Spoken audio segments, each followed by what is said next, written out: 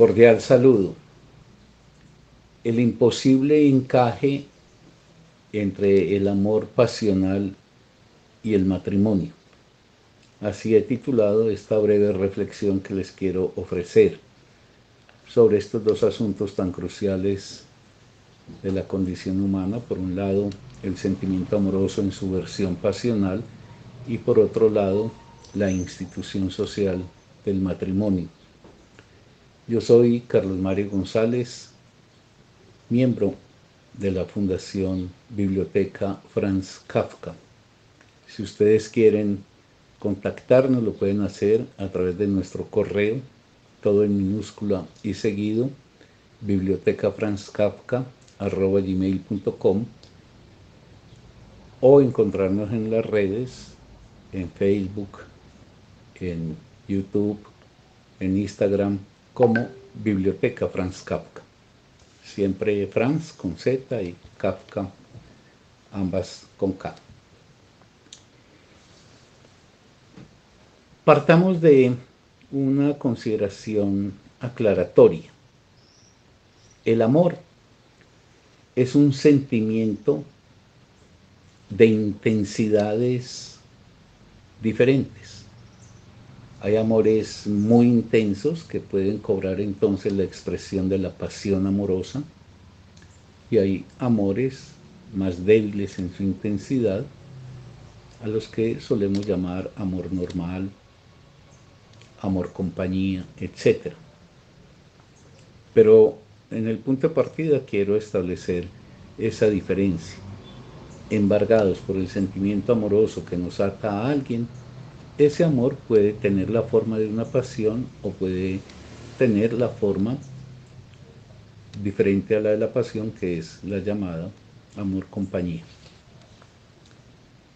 Yo voy a dejar de lado algo que en otra oportunidad lo examinaré, y es que el amor pasional no necesariamente queda reducido a la versión romántica que desde el siglo XIX se promovió, y que hay otras modalidades, de tal forma que esos efectos muy discutibles que tiene el amor romántico de sujeción, sometimiento, servidumbre, etc., no queden asociados a la fuerza y a la intensidad del amor pasional. Y en la aclaración está también la otra parte, el matrimonio. El matrimonio es una institución de formas distintas. El matrimonio no es un vínculo natural, es una institución, valga decir, es algo instaurado culturalmente por los seres humanos y tiene formas distintas según las expresiones culturales en que se da la vida del ser humano o los momentos históricos. Esto es importante señalarlo porque indica que la inscripción de un sentimiento como el amor en una institución como el matrimonio merece ser meditada y reflexionada para tratar de ubicar cuál es la forma más potente, la forma que podría darle al ser humano unas mejores condiciones para su vida. Ahora, en el occidente moderno, es decir, en la cultura occidental de la cual nosotros somos parte, y digo moderno en ese periodo que empieza a dibujarse desde el Renacimiento para acá, siglo XVI, XVII, pero que tiene especialmente su acentuación a partir del siglo XVIII. En ese occidente moderno se promovió un ideal que opera casi como un imperativo, y ese ideal es juntar el amor pasional con el matrimonio. Esas dos cosas distintas, Occidente moderno las ha intentado juntar. Entonces el matrimonio se fundamentó en la existencia de un sentimiento amoroso de carácter pasional, en todo caso muy intenso. Se vería muy mal que alguien dijese, no, me voy a casar con él o con ella. Realmente pues no es que yo tenga un sentimiento muy fervoroso, pero bueno, es una buena persona, etcétera. Eso en general no se ve bien visto en nuestra época y se piensa que cuando alguien accede al vínculo conyugal es porque está embargado por el sentimiento amoroso que hace que aquel con quien se casa o aquella con quien se casa tenga un carácter muy especial y muy diferente a cualquiera otro. Retengamos entonces eso. Occidente moderno vinculó el matrimonio con el amor pasional. Fundamentó el matrimonio en el amor pasional. Ahora, ¿cuáles han sido los efectos que se han venido manifestando de forma reiterada y cada vez más pronunciada? Que inscrito el amor pasional en el vínculo conyugal, a mediano o largo plazo, si no a corto plazo, se manifiesta una de estas dos cosas, o la desaparición del amor, es decir, el amor se va difuminando, va desvaneciéndose, me estoy refiriendo al amor pasional, hasta que finalmente queda eliminado, o se produce una metamorfosis de ese amor pasional en un amor compañía.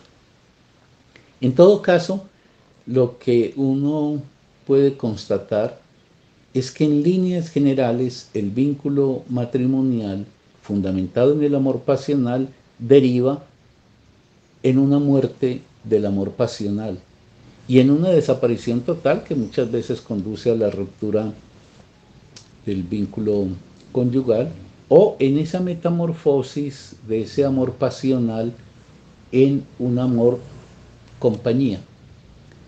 Yo aquí debo decir un par de cosas. Yo no comparto la idea que algunos psicólogos promueven y que otro día tal vez podríamos tomar como objeto de reflexión particular, y es que ese es un tránsito normal, que la metamorfosis del amor pasional en amor compañía es algo normal. Eso se dice, pero en mi opinión eso no es sino como un tranquilizante para no tener que pensar qué es lo que ha sucedido para que una pasión se desgaste hasta su eliminación. Porque uno podría decir, alguien puede tener una pasión por la verdad. Por ejemplo, alguien ama de manera muy decidida el conocimiento. Pues bien, el paso de los años, en lugar de desgastar esa pasión, la acentúa. Por ende, no pareciera ser que la pasión, por principio, estuviese deteriorada por el tiempo. El tiempo en sí mismo no hace nada. Lo que habría que indagar es el tipo de relación que se logra sostener ahí. Entonces, advertir eso, que una pasión no se debilita porque el tiempo existe. Debemos más bien preguntarnos es si el tipo de vínculo, etcétera, está renovando esa pasión o por el contrario creando las condiciones para que ésta se desvanezca.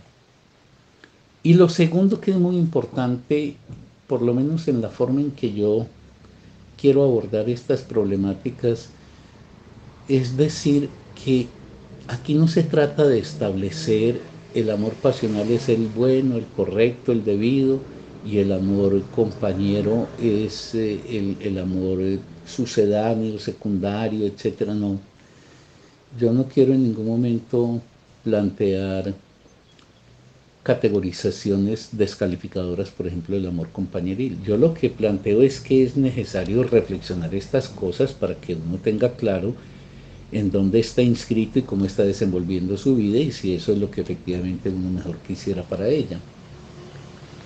Porque el amor pasional es un amor que pone en juego el ser del sujeto. Cuando digo el ser del sujeto quiere decir que el amor pasional hace un efecto sobre el sujeto que lo pone en una dinámica transformadora de apertura, es una especie de dicha de vivir. El amor pasional es una fuerza que se inocula en el individuo y lo abre a experiencias nuevas. Por eso en los amores pasionales se puede decir que se encuentran fuerzas de transformación muy potentes que marcan al individuo. Mientras que el amor compañeril es no un asunto de enriquecimiento, multiplicación de las posibilidades de la vida, sino más bien es un asunto de seguridad. La gente hace compañía y ahí puede construir afectos, y afectos, pues digo, valiosos y respetables, pero lejos ya de la fuerza transformadora del amor pasional, el amor compañía es un amor de la seguridad, fundamentalmente de la seguridad. Y por eso es más bien una experiencia que se despliega, el amor compañero, en el dominio de las certezas.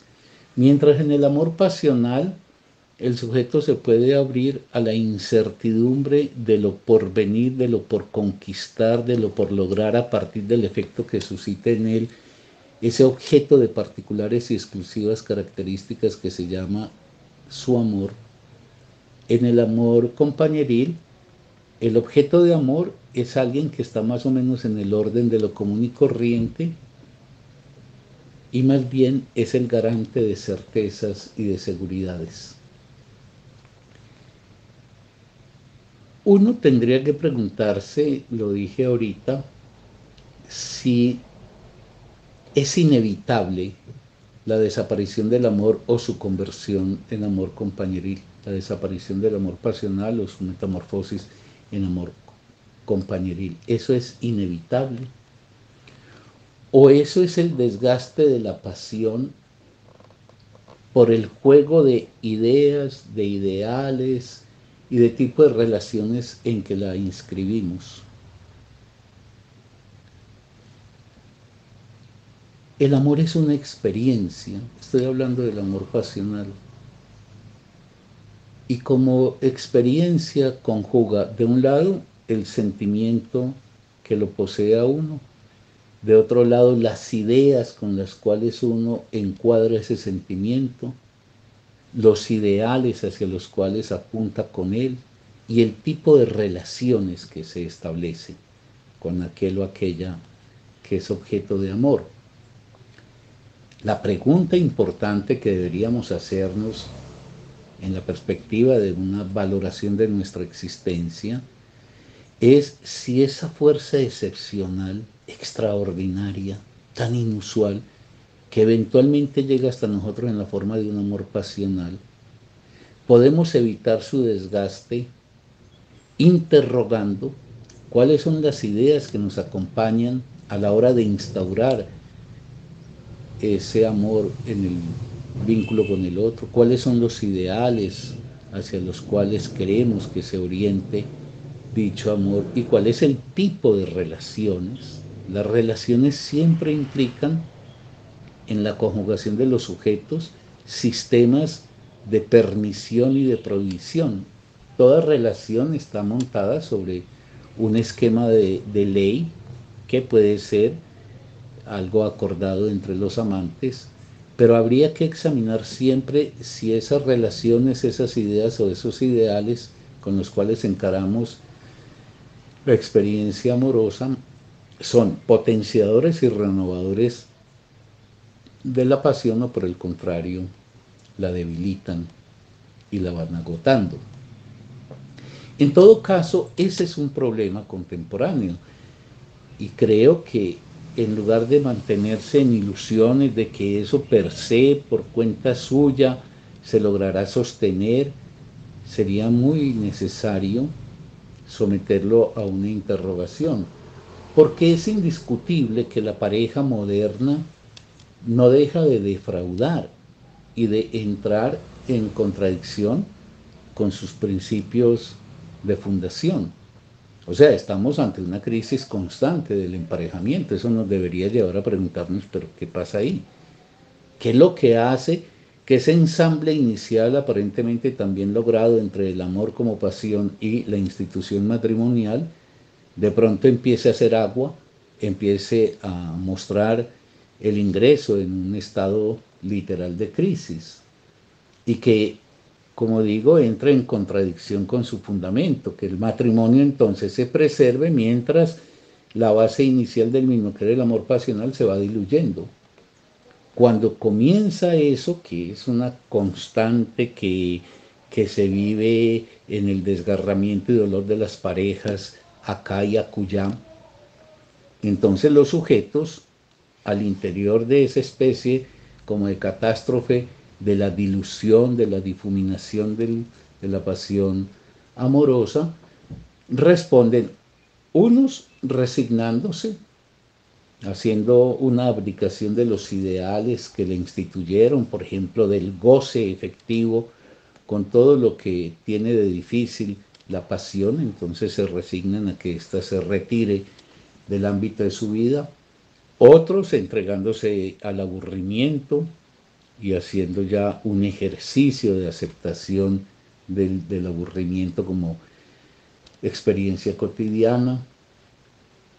Otros entrando en colisión, en desavenencia, en hostilidad, y entonces convirtiendo el ámbito conyugal en un espacio de irritación más o menos constante, o abandonándose ya completamente frente a cualquier expectativa de diálogo, de comunicación efectiva y transformadora entre los contrayentes, por la incompatibilidad existencial que empiezan a constatar.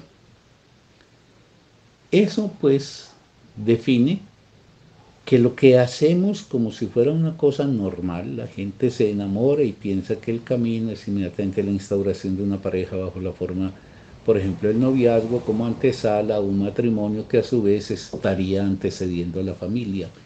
Pero en el camino, como dije atrás, eso hace aguas. Y eso debería ser una invitación a que pensemos, ¿pero por qué? Y no pensar que eso es un asunto natural frente al cual nada tenemos que hacer. Ahora, es importante a este efecto hacer una definición de matrimonio. Por lo menos a mí me obliga para poder ser claro en la perspectiva que yo sitúo. Porque si yo digo es necesario examinar el sistema de relaciones que se tiene, el sistema de deberes, derechos, etcétera, que hay entre los contrayentes y que estos o han heredado de su cultura de manera acrítica o la han instaurado entre ellos,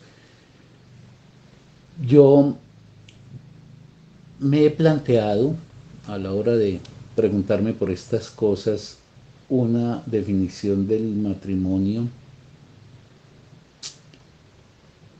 que, independiente de la concreción que adopte, ya sea religiosa cuando un sacerdote bendice, o ya sea jurídica cuando un juez firma, o ya sea de motu propio, es decir, que los enamorados dicen, no, vamos a establecer un vínculo entre vos y yo, al margen de la sanción eclesiástica o de la refrendación judicial, como se suele decir, por ejemplo, los convivientes. Todo eso, en mi opinión, incluso, si quiero ser extremo, puedo decir que también el modelo de noviazgo es una antesala del matrimonio, pero cobra las características del matrimonio. Y sobre todo en nuestra época, hubo una época donde una diferencia sustancial entre la soltería, digámoslo, donde dos se hacían novios, y el matrimonio era la sexualidad, que la sexualidad estaba prohibida si no era en el lecho conyugal. Hoy no, hoy la sexualidad es algo que se normalizó, que tiene sus ejercicios, sus prácticas y sus dichas por fuera del vínculo matrimonial. Entonces hoy es cada vez más difícil establecer una diferencia estricta entre un noviazgo asumido seriamente por alguien con la institución conyugal propiamente dicha. De ahí que lo que yo voy a formular como definición del matrimonio cubriría también la experiencia noviera que se tiene actualmente. Yo defino el matrimonio como ese acto, por decirlo menos, extraño, raro, por el cual dos personas, y estoy hablando en el ámbito occidental donde el matrimonio no está permitido más allá de una pareja, digo, es esa decisión establecida por dos sujetos en plena conciencia, cada cual de sí, por la cual decisión, refrendo, extraña, deciden hacer una delegación mutua de sus respectivas soberanías. Es decir, soberano quiere decir que relativamente yo hago un ejercicio de dominación de mí mismo, es decir, que los fueros de mi vida yo los regento. Pues bien, el matrimonio es un mecanismo por el cual dos, a nombre del amor, se delegan mutuamente sus respectivas soberanías. Por ejemplo, la soberanía sobre el cuerpo. Entonces el cuerpo propio pasa a ser potestad de vigilancia, reclamo, atención, etcétera, del otro y viceversa. Pero es delegación también del sentimiento. En cosas que merecerían un análisis más detallado, pero la brevedad de esta consideración que hoy ofrezco no lo permite, pero ahí hay una contradicción, es decir, no se puede tener la soberanía sobre el sentimiento de otro ser humano, como ningún ser humano puede, por ejemplo, comprometer su sentimiento a futuro. Sin embargo, la experiencia matrimonial en todas las versiones que he dicho hace que cada uno de los dos contrayentes del vínculo tenga la soberanía, dije, sobre el cuerpo del otro, sobre los sentimientos del otro, sobre los tiempos del otro. Entonces hay que estar referenciando en qué momento se encuentra alguien, que obviamente eso también es una referencia sobre los espacios, que obviamente no lo estoy diciendo en un sentido caricaturesco, pues como de detectives encima, pero grosso modo la gente tiene radares de localización espaciotemporal de aquel con el que han establecido el vínculo. La palabra, qué palabras son lícitas que el otro le diga a un tercero, qué palabras son prohibidas, las compañías, la asiduidad de las compañías, la misma soledad. Hay una soberanía sobre la soledad del otro, porque o se coarta, se prohíbe, o se invade, etc. En general el matrimonio hace muy malas migas con la soledad, etcétera. Es decir, es como si se autorizara cada uno de los dos contrayentes a poder establecer un ejercicio de determinación sobre la soberanía del otro, bajo la contraprestación de que el otro pueda hacer lo propio conmigo. Eso produce tres efectos, que es bueno reflexionarlos. Yo esto que estoy formulando no lo digo pontificando, ni creyendo que tengo la verdad del asunto. Lo que digo es, problematicemos eso. Porque si las parejas están en las desolaciones, angustias, conflictos en que se encuentran, no hay unas técnicas de solución de eso. Lo que hay es que pensar los fundamentos filosóficos y existenciales en que estamos erigiendo una experiencia como la amorosa, y particularmente pues esa relación entre un sentimiento tan poderoso como la pasión con una institución social como la matrimonial. Entonces venía diciendo que se suscitan tres efectos. partir de esa concepción por la cual dos enamorados, a nombre del amor, se delegan sus soberanías. Eso no es natural. Y eso tiene unos efectos graves y que les voy a mencionar. Son por lo menos, en mi opinión, tres. Uno, el matrimonio es un dispositivo de restricción de la libertad personal. Después podríamos meditar sobre el concepto de libertad. Yo no planteo la libertad como algo que está por fuera de los compromisos o por fuera de las leyes, pero sí soy un convencido de que se pueden establecer formas legislativas, estoy haciendo uso figurado de la palabra ley, se pueden establecer formas legislativas en el vínculo de pareja que permitan los despliegues libres de los individuos. Lo que pasa es que esto requeriría modificar los ideales que ha venido cultivando Occidente y que, en mi opinión, conducen a que la experiencia matrimonial sea un pequeño laboratorio de pérdida de la libertad y de resignación ante esa pérdida de la libertad, que luego se puede expresar también, por ejemplo, en las actitudes en lo social y en lo político.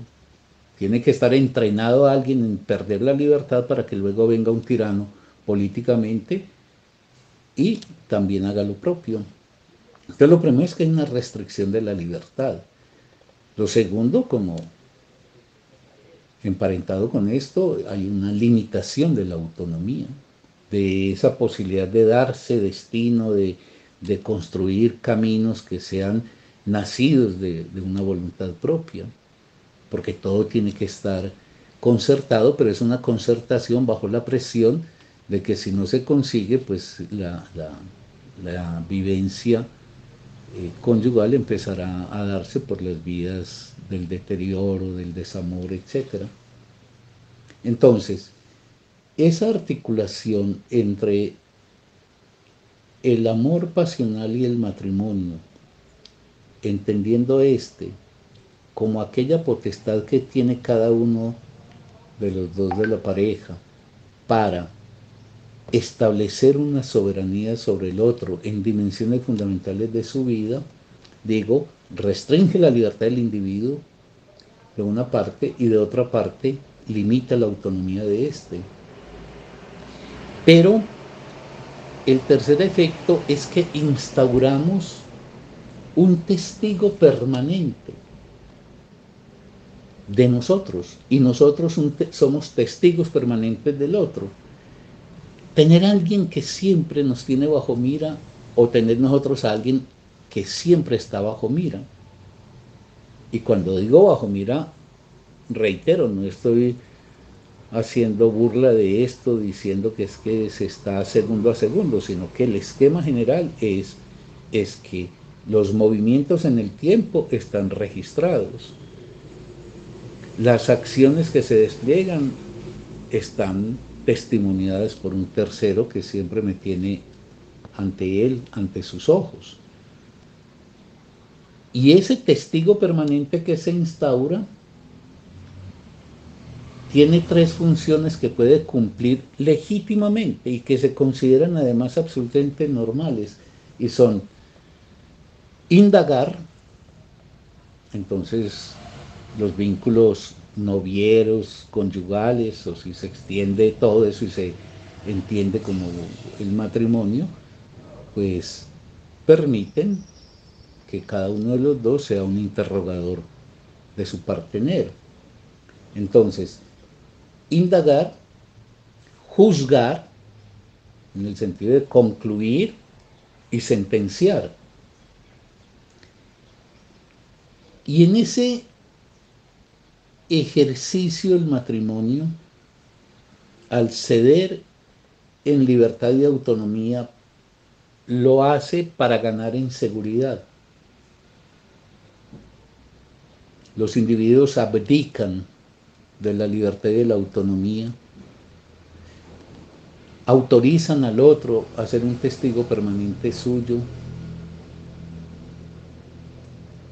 pierden el orden, de su privacidad íntima, a nombre de alcanzar la seguridad, que eso es lo que también sucede en la sociedad, que la libertad la cedemos por la seguridad, y que cada vez es más claro, por ejemplo, en el mundo contemporáneo. Y en esa línea, la experiencia matrimonial se vuelve un dispositivo de inscripción del individuo en un estado de heteronomía. Es bien conocido aquello de que la adultez de alguien es el estado de autonomía, darse las leyes a sí mismo, heteronomía, que otro determine qué es lo que yo he de hacer, puedo hacer, no debo hacer, etc. Esa conquista del estado de autonomía se cede a nombre de la seguridad para ingresar a una condición heteronómica por ambas partes. Eso debería abrirnos un espacio de inquietud, la inquietud convertirse en un problema, el problema en una pregunta y la pregunta en una indagación. El sentimiento amoroso con su fuerza, su encanto, sus dificultades, pero sus maravillosos efectos, es inevitablemente conducido al modelo de emparejamiento que ha promovido la modernidad occidental, con todos sus dispositivos de control, regulación, vigilancia, sanción, etc. ¿O es posible que los seres humanos en forma seria nos planteemos que la experiencia amorosa se pueda desenvolver en términos que no riñan con la libertad, con la autonomía y con el ejercicio propio y privado de la experiencia vital de uno? Eso sería conveniente preguntárselo.